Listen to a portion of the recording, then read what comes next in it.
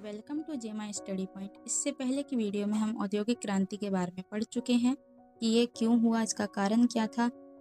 कारण तो अब हम अब पढ़ेंगे, लेकिन इससे हम पहले पढ़ चुके हैं कि औद्योगिक क्रांति क्या थी, कहाँ कहाँ हुई और क्या क्या डेवलपमेंट हुआ। अब हम पढ़ेंगे औद्योगिक क्रांति जो है उससे पहले यूरोप और इंग्लैंड की क्या स्थिति थी, क्योंकि ये जो टॉपिक है आपका PYQ में दिया हुआ है, जो मैंने पहले भी बताया है आपको। 17वीं से 18वीं सदी में यूरोप की जो स्थिति थी वो आर्थिक, सामाजिक और राजनीतिक और टेक्नोलॉजी के हिसाब से बहुत ज़्यादा डेवलप थी, पहले से ही थी। ज़्यादातर देश जो है वो खेती के ऊपर फोकस कर रहे थे, छोटे छोटे हाथ से करने वाले कामों पर फोकस था। समाज जो था वो सामंती व्यवस्था थी, यानी जो जमींदार और जो किसान का जो मेल जोल था वो था समाज। समाज 3 वर्ग में बटा था: पादरी, सामंत और किसान मजदूर। राजनीतिक स्थिति ये थी कि कई जगह राजाओं का निरंकुश शासन था, युद्ध और अशांति आम बात हो गई थी। तकनीक ये था, मशीनों की कमी थी और विज्ञान का विकास बहुत धीमा था। ये तो रही बात यूरोप की। अब बात करें इंग्लैंड की, तो इंग्लैंड में क्रांति से पहले इंग्लैंड बाकी यूरोप से अलग था। यहाँ पहले से ही कुछ बदलाव आ चुके थे, जैसे कृषि क्रांति। अब जो इंग्लैंड है उसे इसलिए इंडस्ट्री के लिए चुना गया, लोगों ने शुरुआत की, क्योंकि यहाँ पर पहले से ही जो खेती के जो साधन है बहुत ज़्यादा डेवलप थे। और व्यापार जो है इंग्लैंड की नौसेना मजबूत थी, नाव की सेना, ठीक है, और उपनिवेशों से व्यापार होता था। पूंजी व्यापार से बहुत ज़्यादा धन जमा हो गया था, बहुत ज़्यादा मतलब पैसे जमा हो गए थे। तो प्रोडक्शन की शुरुआत इंग्लैंड से ही हुई। उसके बाद राजनीतिक स्थिरता ये थी कि 1688 की गौरवपूर्ण क्रांति के बाद लोकतांत्रिक सरकार यहाँ पर थी। कहाँ पर? इंग्लैंड। औद्योगिक क्रांति का सूत्र इंग्लैंड को ही क्यों बनाया गया, ये अभी मैंने बताया कि यहाँ पर मतलब बहुत सारे सोर्सेज थे, जैसे प्राकृतिक संसाधन थे, कोयला, लोहा बहुत सारे मात्रा में थी यहाँ पर। तो यहीं पर जरूरी समझा गया कि यहाँ पर तो सब कुछ है जिससे प्रोडक्शन हो सकता है, तो इंग्लैंड को ही इसलिए इंडस्ट्री के लिए चुना गया। उपनिवेश और बाजार थे पहले से यहाँ पर, अमेरिका, भारत, अफ्रीका, बड़े बड़े उपनिवेश थे। वहाँ से सस्ता कच्चा माल जिनको मिल पा रहा था, बना हुआ माल बेचने के लिए बड़ा बाजार भी था इन सब कंट्रीज़ के लिए। और पूंजी की उपलब्धता थी, यानी पैसे बहुत थे यहाँ पर। पैसों से उन्नत देश था ये, व्यापार था, बैंकिंग करण के कारण थे। इंग्लैंड के पास बहुत सी पूंजी थी, इसी पूंजी से फैक्ट्रियाँ लगाई गई। राजनीतिक स्थिरता और स्वतंत्रता, यानी राजनीति यहाँ पर स्थिर थी, यहाँ पर संसद सरकार पहले से ही थी। सरकार उद्योगों को संरक्षण देती थी, लोगों को काम करने की स्वतंत्रता देती थी।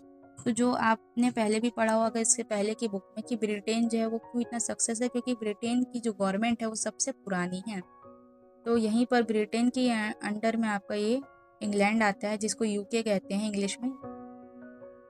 यहाँ पर वैज्ञानिक आविष्कार की अगर बात करूँ तो James Watt, Stephen Harvey Greaves की स्पिनिंग जेनी जैसे आविष्कार पहले इंग्लैंड में हो चुके थे।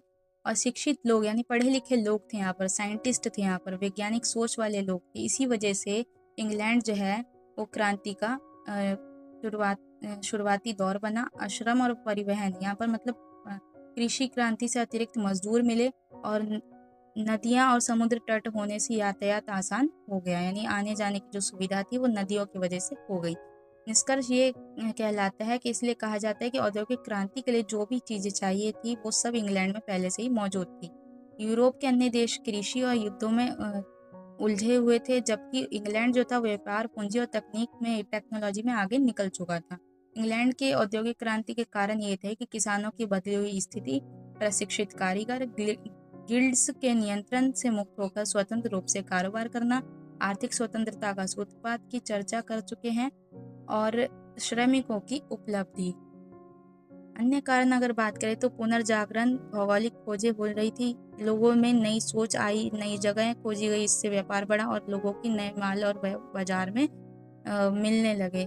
लोग जो है वो उन्हें नया माल और बाजार मिला, जनसंख्या में वृद्धि हुई, लोग ज़्यादा हो गए, खाने, कपड़े और सामान की मांग बढ़ने लगी, और रहन सहन के स्तर में वृद्धि हुई। लोग मतलब शहरी चमक धमक में लोग रंग गए, भोग विलास की चीज़ें ज़्यादा बढ़ने लगी, मतलब फर्नीचर, स्टाइल, फैशन, ये सब चीज़ बहुत ज़्यादा ट्रेंड करने लगी।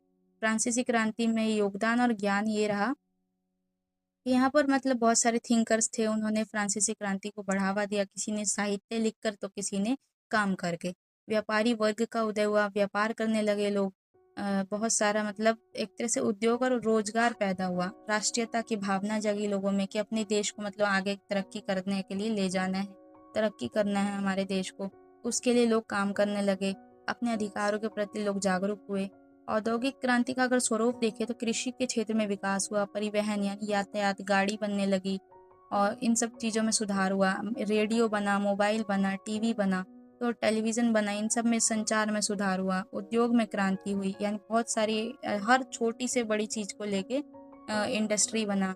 आर्थिक सिद्धांत और नीतियाँ अपनाई गई। तो ये थे आपके इंग्लैंड के और यूरोप की पहले की स्थिति, जो औद्योगिक क्रांति हुई थी उससे पहले की स्थिति है ये। और इसके स्वरूप क्या है ये भी हमने देखा अभी, और इसके कारण क्या रहे औद्योगिक क्रांति होने के, ये भी हमने यहाँ पर इस वीडियो में समझा। कि आई होप समझा हमने इस वीडियो में। आई होप कि आपको ये वीडियो अच्छी लगी हो, इन्फॉर्मेटिव लगी हो और ये टॉपिक समझ में आया हो। Thank you.